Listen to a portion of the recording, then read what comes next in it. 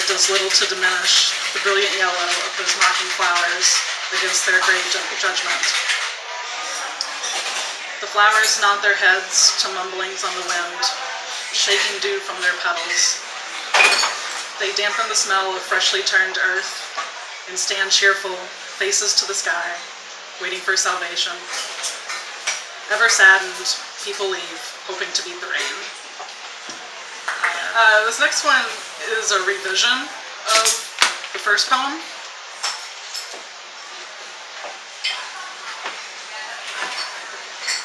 Is that better? Yes.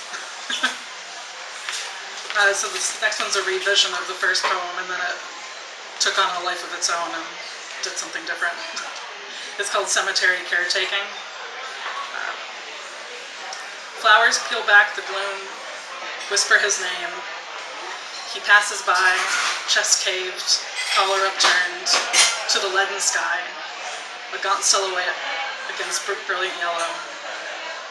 The flowers bow and mumble, their petals shivering. He drags a damp-lumped burlap sack. Ancient gates built rusted screams in his wake. Boots kick tall grass, rising dust to his black coat through the stone forest.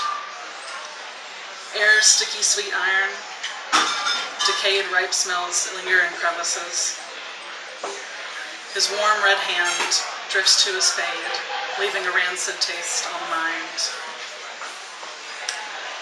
Thunder shells strike, chewing, spitting out solid, stolid ground. Hey, they rest. Wide-eyed pits, hideous fur, rotting callous paws, scrape down peeling walls. Hey, they rest. Flesh-crooked fingers constrict bones to breath-choked, dingy holes, becoming fresh mounds. Buried nightmare ends, wrought iron bars hold them in. This next one is one of the blues poems that's going to be in my thesis eventually. It was called Flat Pick when Lauren so kindly used it to advertise for the event, and then I changed the name to Flat Picker a day ago, so same name, just with an ER at the end. So tonight your jam filled my head, across this dingy bar, targeted me. Tonight, fickle, not me. Like a fruit fly, there's only your damaged, rotten spots I see. Finally, the stink of days when we're not together subsides. What are we but pleasures of a dying kind? This next one's called The Lyre of Orpheus. My first foray into academia produced a degree in ancient Greek language and literature, and when I first started writing poetry, I had hopes of actually using my degree. And writing some perspective poems, but so this is one of those. It's told from the perspective of Orpheus's lyre from the myth of Orpheus and Eurydice. There's a hole in the world when I look back, gray and thick with sulfuric mumblings. Phantoms lure from watery graves, spiraling down to iron-faceted thrones. Your breath is ingrained in my holy wood, your voice in my strings. Together we touch souls singing. We cried hearts into action. Sick melted puddles sing. The trees dance with the stars and the sunlit moon, rejoicing in our song. We saved the corpse-strewn underworld with sweet fingertips. Persephone, spring rushed that wasteland, littered with heavy hearts made in the dark. Everything falls, eventually. But did we see this? Did we feel that tickle to look? Our mortality was our death when I look back on what we've done just before our love was lost.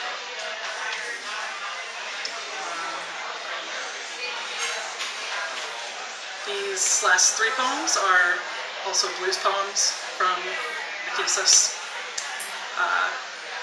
The first one's called Summer, Summer.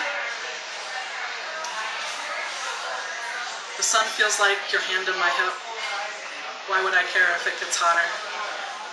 Let's hold the sands of continents in the palms of our hands and let them sift through our fingertips. You give me permanent peanut butter mouth. Let's play hooky, bust suds, and get down to business like good salesmen do.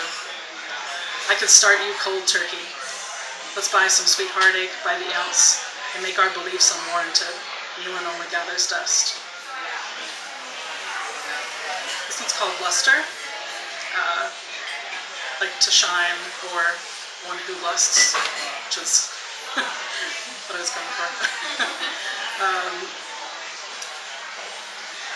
You are absent everything but want and desire, deep inside, asleep inside, too hot for clothes besides. Who cares what the neighbors think? Dance and sweat freely, watching the fan rotate and infiltrate. Your north against my south. Turn. Your south against my north. You have my hot, sticky, sweet, undivided attention, and like dust we collect.